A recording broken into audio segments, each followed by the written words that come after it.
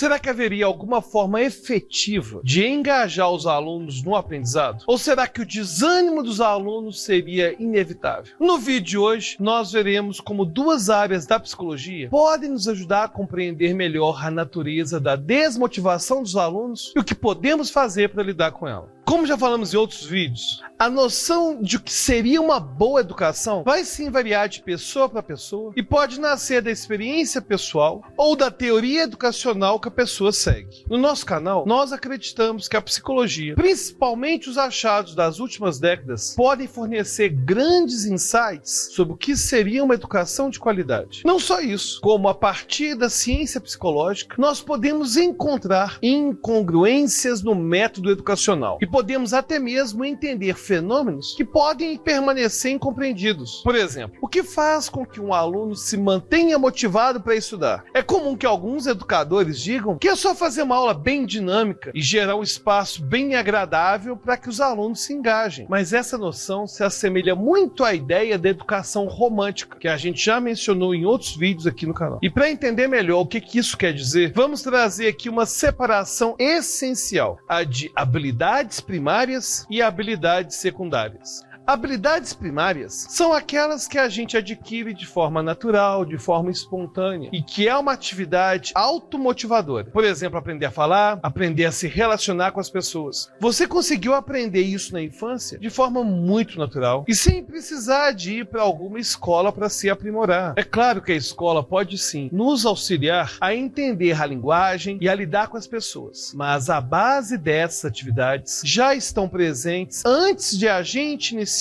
o ensino fundamental. Isso porque essas habilidades são marcas da nossa espécie. Afinal, ao longo da história da nossa evolução, foram selecionados mecanismos cerebrais para adquiri-las. E é justamente por isso que são atividades primárias. Ou seja, todos nós as desenvolvemos se não tivermos nenhum problema durante o nosso desenvolvimento. Porém, existem habilidades que são secundárias e elas são fruto da cultura na qual a gente está inserido. E elas não foram diretamente selecionadas ao longo da nossa evolução. Elas não são naturais. Por exemplo, a matemática é uma habilidade secundária, já que ela lida com a organização dos números e a organização das quantidades de uma forma pouco intuitiva para a gente. E a gente pode dizer a mesma coisa sobre a própria psicologia. Apesar de termos mecanismos no cérebro que são responsáveis pela empatia e pela compreensão das ações do outro, a ciência psicológica é uma invenção cultural e para aprendê-la nós temos que despender horas e horas de estudo. Inclusive nós podemos ver no cérebro a diferença entre a aquisição de uma habilidade primária e de uma habilidade secundária. A aquisição de uma habilidade secundária exige muito mais controle de atenção e planejamento. E isso acontece não só para que a gente mantenha o foco na atividade, mas também para que a gente abra mão de ganhos imediatos, como jogar videogame, ficar com os amigos, se divertir, enfim, para a gente poder pensar nos ganhos futuros. E é por isso que nós dizemos que as habilidades secundárias, aquelas que nós aprendemos na escola, são mediadas cognitivamente, já que precisamos da ação de outras estruturas cognitivas. E por essa razão, o gasto energético para adquirirmos uma habilidade secundária é muito grande. A partir desse raciocínio, a gente consegue entender o porquê de aprender na escola ser tão custoso. Primeiro, porque pensar exige um grande esforço. E segundo, porque nós temos que abrir mão momentaneamente de coisas bem mais chamativas, bem mais gratificantes. Mas será que isso quer dizer que inevitavelmente a escola vai ser um lugar chato? Não. A escola deve sim estimular o desejo pelo estudo. Mas nós temos que ficar atentos com as falsas promessas, como a ideia de que a educação vai ser divertida e de que se os alunos não tiverem prazer ao estudar, significa que tem algo de errado na escola. Para compreender como que funciona o processo de motivação que pode ser estimulado pela escola, nós vamos abordar aqui alguns dos principais termos da abordagem psicológica behaviorista. O primeiro é o conceito de condicionamento respondente, e já abordei inclusive em outros vídeos aqui no canal. O condicionamento respondente acontece quando há uma associação entre um estímulo e uma consequência do aparecimento desse estímulo. Por Por exemplo, imagine que toda vez que um professor chega em aula, ele faz uma piadinha com algum aluno específico. Esse aluno passa a associar a presença do professor com o fato de ser caçoado na frente da turma. Isso faz com que a figura do professor, por si só, já faça com que o aluno se sinta ansioso. Mesmo que, num determinado dia, o professor chegue na sala e vá direto para a matéria, sem fazer nenhuma brincadeira,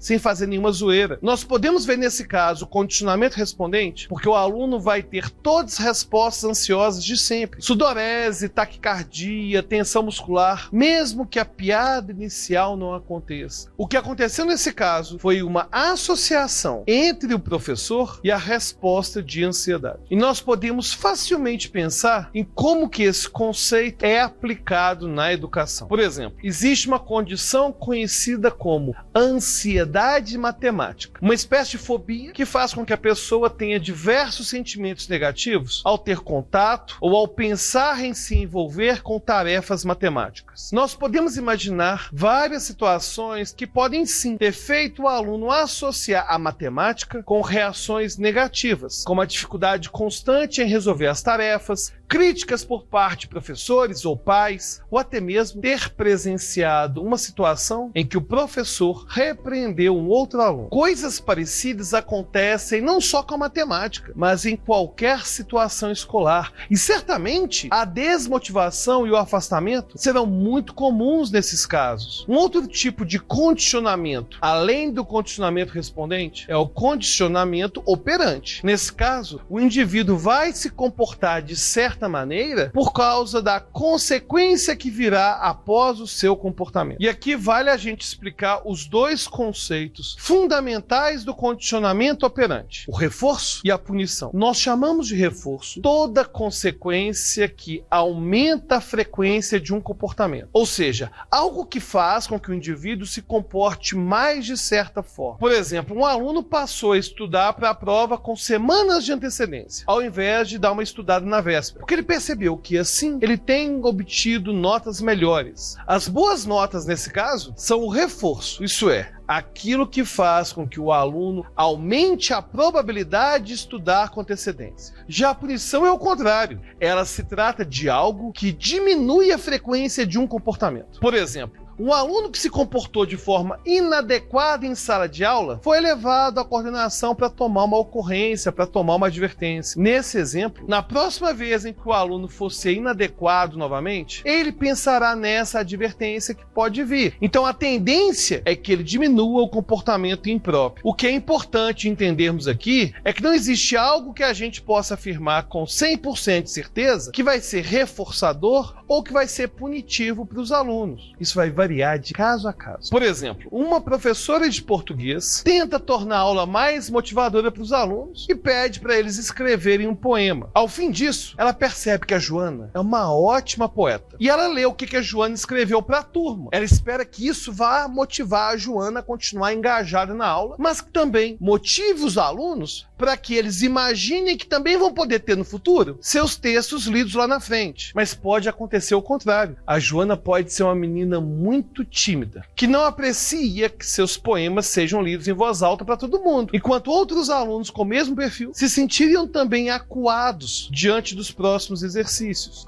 É claro que alunos que gostam de ter seus trabalhos expostos podem ter se motivado com isso, mas a gente não pode generalizar dizendo que essa foi uma ação reforçadora para a turma toda. Aqui nós demos um exemplo, mas vale dizer que para criar hábitos, para adquirir habilidades, para aprender, tudo isso exige muitas associações entre o comportamento e os elementos reforçadores. Ou seja, depois de tudo isso que a gente comentou aqui no vídeo, podemos concluir que a escola deve sim tentar fazer o máximo para ela se tornar um local reforçador e não punidor dos comportamentos associados com bom desempenho. E como comentamos lá no início do vídeo, pode ser sim difícil para os alunos a tarefa de manter em mente os benefícios a longo prazo que eles vão ter. Portanto, além de reforços diários, os professores também devem lembrar aos alunos das grandes vantagens que eles terão caso se dediquem. Isso sim, pode aumentar o desejo pelo aprendizado. O processo de aprender não é necessariamente algo divertido, mas as consequências dele trazem mais satisfação, mais prazer e bem-estar para a vida dos estudantes. É importante lembrar que esse vídeo foi baseado no livro Pedagogia do Fracasso, dos autores Henrique Simplício e Vitor Haas. E eu queria saber a sua opinião. Pode deixar no campo dos comentários.